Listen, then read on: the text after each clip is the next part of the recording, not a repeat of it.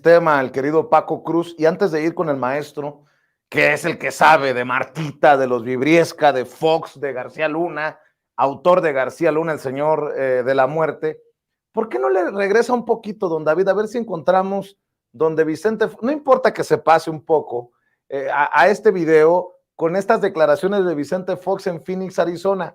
A ver qué piensa don Paco Cruz de estas declaraciones de Vicente Fox en Estados Unidos en defensa de Genarco García Luna. A ver si regresamos unos 2 minutitos para que escuche el maestro Francisco Paco Cruz y nos dé su opinión. Échalo, David. Crímenes por cada 100,000 habitantes. Échalo para atrás un poco más. Está abajo. Échalo un poquito más para atrás, mi querido David. Por favor. A ver, un minutito, 2 más. Cuando tú quieras, échalo. Haya sido de esa manera. Lo que pasó en México, yo puedo decir, García Luna trabajó conmigo como jefe de policía, no como fiscal o investigador. Y como jefe de policía hizo un buen trabajo, un muy buen trabajo. ¿Por qué lo digo? Porque los hechos lo confirman.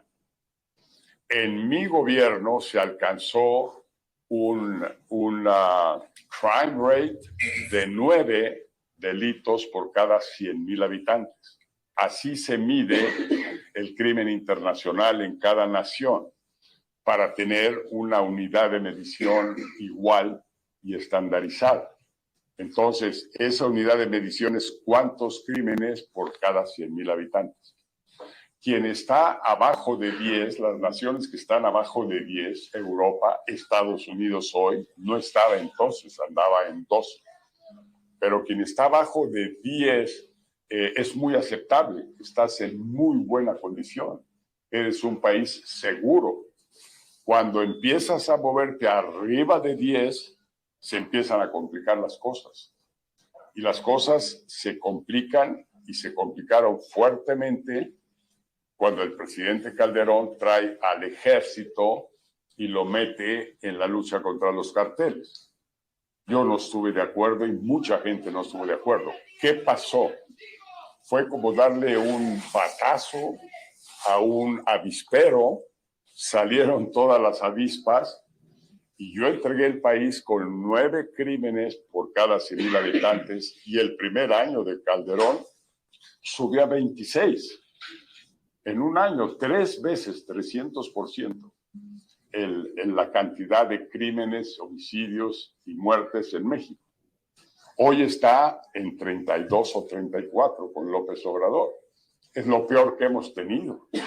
150,000 muertos en los 5 años que tiene. Ningún gobierno antes llegó a esa cantidad, nadie. Esto se fue para arriba por esa política de paz. Ahora, ¿qué es la importancia de esto para Estados Unidos? Es que los migrantes se multiplican y vienen más y más y más cuando peor están las cosas en México. Entonces, es indispensable trabajar para que las cosas estén bien en México. ¿Qué quiere decir que estén bien? 1, empleos, 2, trabajos, buena educación, control del crimen y de la violencia. Eso es que México esté bien. Si estás bien, no te vienes para acá. Si tienes tu empleo allá, si ganas tu dinero allá, estás bien. Entonces, la solución es tener una democracia muy fuerte en México, que este hombre está destruyendo el Instituto Electoral, el Instituto Nacional Electoral, que es ciudadano, no es del gobierno, es de los ciudadanos, lo está destruyendo. Entonces, ¿cómo vamos a tener elecciones libres, elecciones garantizadas, si no existe este instituto?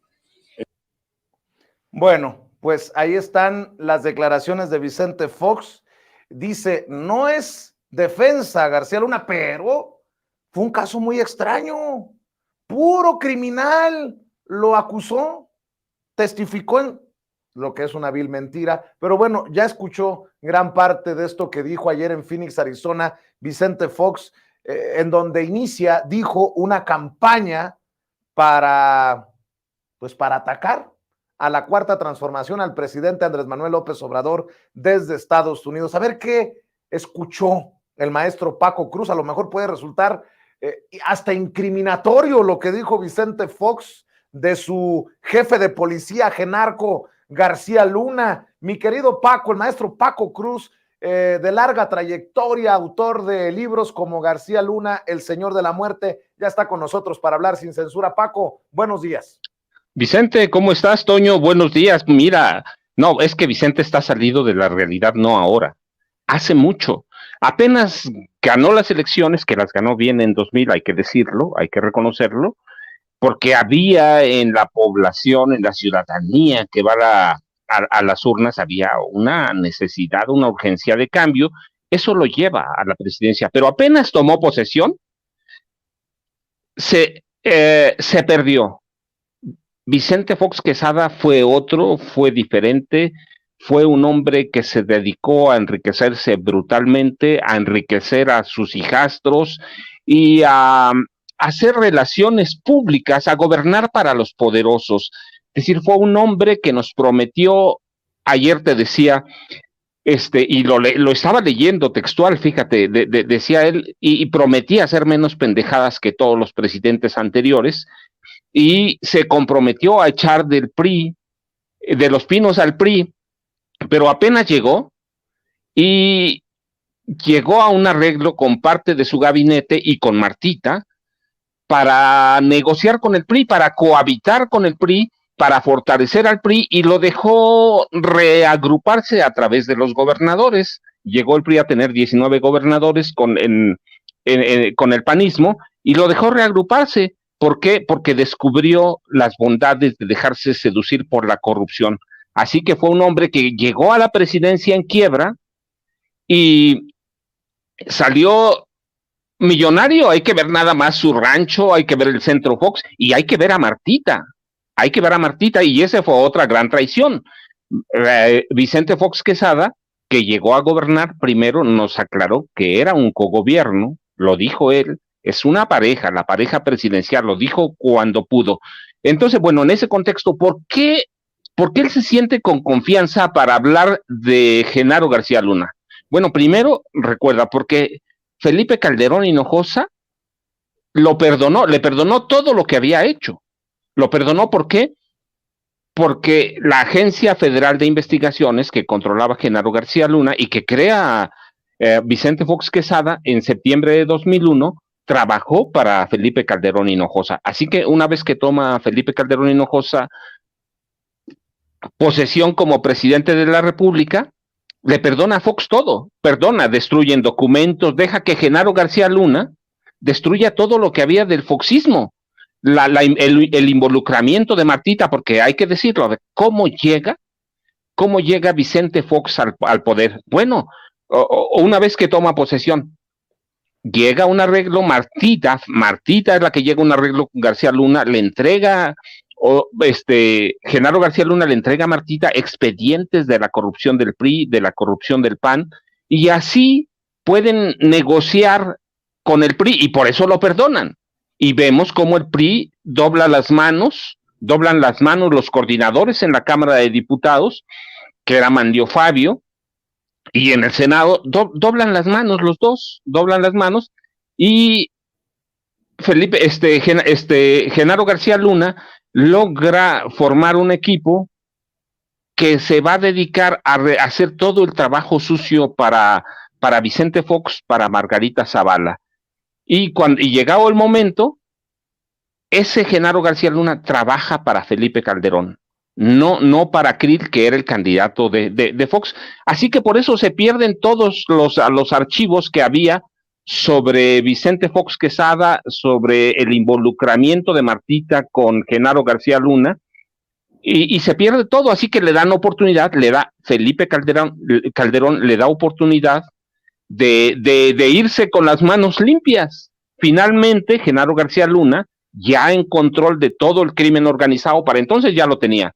En 2005 y 2006, cuando Genaro García Luna se acerca a Felipe Calderón, ya tenía el control de todos los grupos del crimen organizado, ya la DEA sabía, el FBI ya sabía lo que estaba haciendo, y entonces toma Felipe Calderón una medida que le dicta Genaro García Luna. Para destruir todo lo que había, desaparecen a la Agencia Federal de Investigaciones, reconocen ellos que es un fracaso, pero lo que no nos dicen es que la Agencia Federal de Investigaciones se había convertido en una escuela de criminales, en una escuela criminal. Así que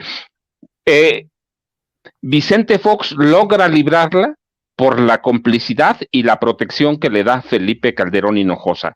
Entonces, pero ese es uno. Mira, segundo, cuando él habla de los delitos, debemos recordar que sí, él en parte tiene razón, en mucha parte tiene razón Vicente Fox Quesada. Lo que no nos dice es que desde esa época había algo que se llama cifra negra en la comisión de delitos. Y la cifra negra solo significa una cosa: el número o el porcentaje de delitos y crímenes no denunciados. Y en el gobierno de Calderón y en el gobierno de Fox llegaba a 93.7 más o menos. Esa era la cifra negra, así que siempre vemos más abajo, sí, porque 93%, casi 94% de los crímenes y delitos no se denunciaban. Pues sí, nos puede hablar bonito, pero ahí están las estadísticas, hay que ir. No es algo que yo me esté inventando de la nada, no. En los gobiernos de Calderón y de Fox había una cifra negra criminal, verdaderamente 97% de delitos, 97.3, 97.4, no se denunciaba. Entonces, ese es el verdadero Fox, que nos está ocultando, que siempre fue tramposo, que fue muy mentiroso. Mira, Vicente Fox Quesada fue un artista, se vendió como un personaje que iba a impulsar la democracia. No la impulsó, se amafió con el PRI, se amafió con todos los líderes priistas, incluso con Roberto Madrazo Pintado.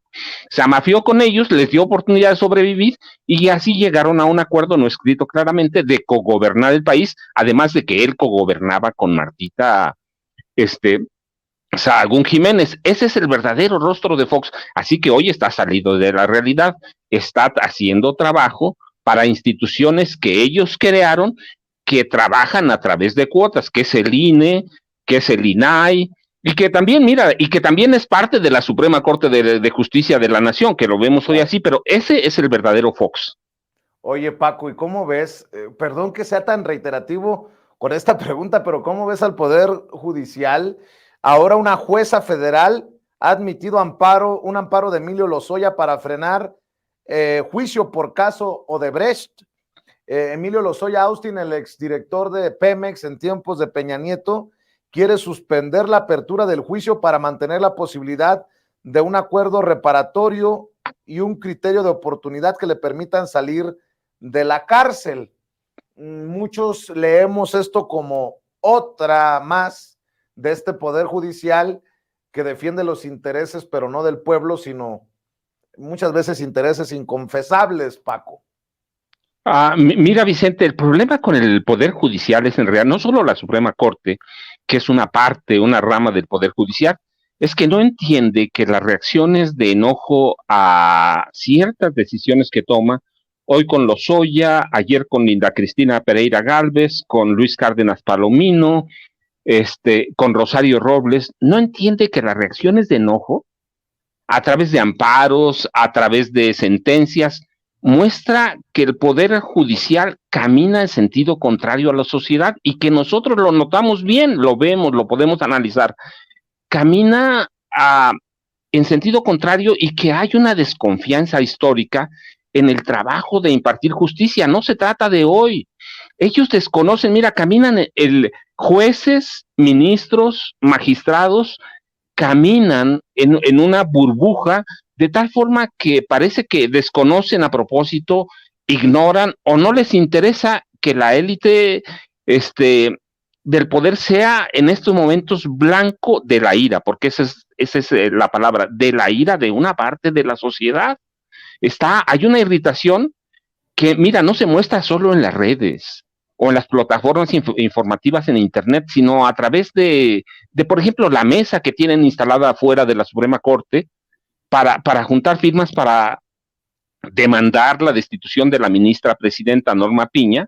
No, entonces, el enojo se muestra en todos lados. ¿Por qué? Porque la percepción de justicia o de impartir justicia no ha cambiado desde que en 1994 y 95 el presidente Ernesto Zedillo desapareció el Poder Judicial de un plumazo, ¿sí? Y las respuestas, una vez que se reinstauró a la desconfianza en el trabajo judicial, no han sido la que esperaba la ciudadanía. Ernesto Zedillo recompuso o rediseñó la ingeniería del Poder Judicial para servir al PRI. Hay una realidad, es esa, son los mismos salinistas que desapareció Zedillo, son los mismos, pueden ser otros nombres, pero son los mismos. Mira, yo en ocasiones digo, solo hay que abrir un periódico de aquella época para ver cómo operaban los magistrados, los jueces, los ministros, y nos vamos a dar cuenta y vamos a entender que operaban como una mafia que es más peligrosa que cualquier organización de crimen organizado, porque sus decisiones son legales, pero son inatacables. Es una mafia que sirve a intereses políticos de quienes los llevaron a hacer ese trabajo y que no son otros sino los presidentes Calderón, Peña, Zedillo, y es una mafia que nadie puede controlar, pero ellos no entienden que ellos se han encargado de destruir la confianza cuando dictan sentencias u otorgan amparos que, por lo menos en materia de derecho, son muy sospechosos y da la impresión que se pusieron al servicio de intereses grupales que atentan contra las clases vulnerables o las más vulnerables, históricamente a merced de grupos de políticos o de poder político mafioso, Vicente. Oye, Paco, y es que tenemos todos los elementos para pensar mal, sobre todo de Javier Lainez Potisek, este ministro de la Suprema Corte de Justicia de la Nación, quien asegura salvó la democracia. Así dice, salvé la democracia, dice el ministro, que le ha dado la razón al INE para dizque salvaguardar el sistema democrático, porque este ministro del PRI y del PAN sirvió a Zedillo, Fox, Calderón y Peña Nieto y hasta promovió la reforma energética. Estoy leyendo lo que publican los colegas de la revista electrónica. Sin embargo, dicen que en los 25 años en los que se desempeñó como colaborador en los gobiernos de Zedillo, Fox, Calderón y Enrique Peña Nieto, y sobre todo por su papel en la reforma energética de este último presidente, fue quien lo promovió para la Suprema Corte de Justicia de la Nación. Así que creo que no exagera el presidente Andrés Manuel López Obrador cuando pues se burla de alguna manera de las decisiones de este personaje al que llama Alteza Serenísima del Supremo Poder Conservador. Pues este personaje no puede decir que es mi opinión, un ministro de la Suprema imparcial cuando ha tenido relaciones con los gobiernos, insisto, de Zedillo, de Fox, de Calderón y de Peña Nieto, que promovió la reforma energética, no la del presidente Andrés Manuel López Obrador, sino la de Enrique Peña Nieto, y que de alguna manera ha servido al PRIAN, mi querido Paco.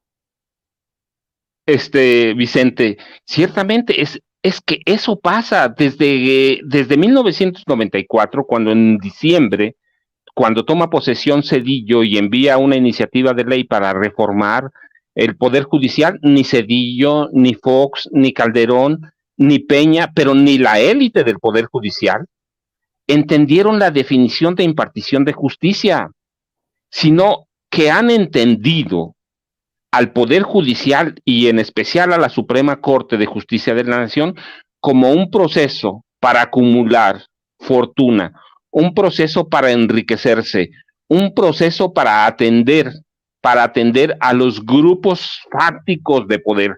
La justicia es estar al servicio de los poderosos. Y mira, lo podemos ver hoy con este ministro, pero recuerda, y podemos verlo, mira, con decisiones de Rosario Robles, de Linda Cristina, y todas es así, pero recuerda que en su momento en su momento, y luego lo denunció el ministro Saldívar, se denunció que Felipe Calderón y Margarita Zavala pusieron en marcha un operativo de Estado para encubrir a los culpables de la muerte de 49 infantes por el incendio de la guardería ABC. Es decir, quieren que nos chupemos el dedo pensando que imparten justicia cuando en realidad lo que están haciendo desde el 95 es servir a intereses grupales de una mafia que se aferra a mantenerse a mantenerse en el poder y que no entiende que este país cambió.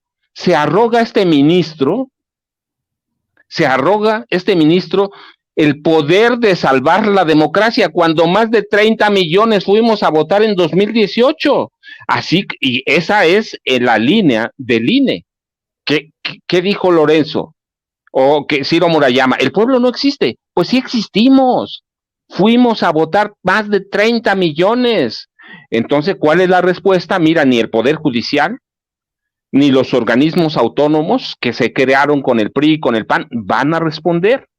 Lo que tenemos que hacer es salir en junio próximo y luego en el 24 a volver a votar en masa para decirles que sí existimos, que sí sabemos y que el Poder Judicial es una mafia más tan poderosa como el crimen organizado que opera en este país. Y bueno, nada más para cerrar, por no dejarlo, porque mi pecho no es bodega, ¿no?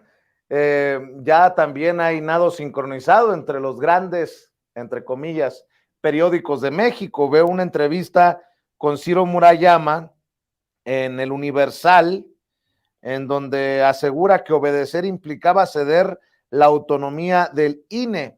Dice que dejan un organismo bajo ataque, pero de pie, y quizá esa acción no les sea perdonada. Dice que los nuevos consejeros deben ser imparciales. Este sí no tiene vergüenza, Paco.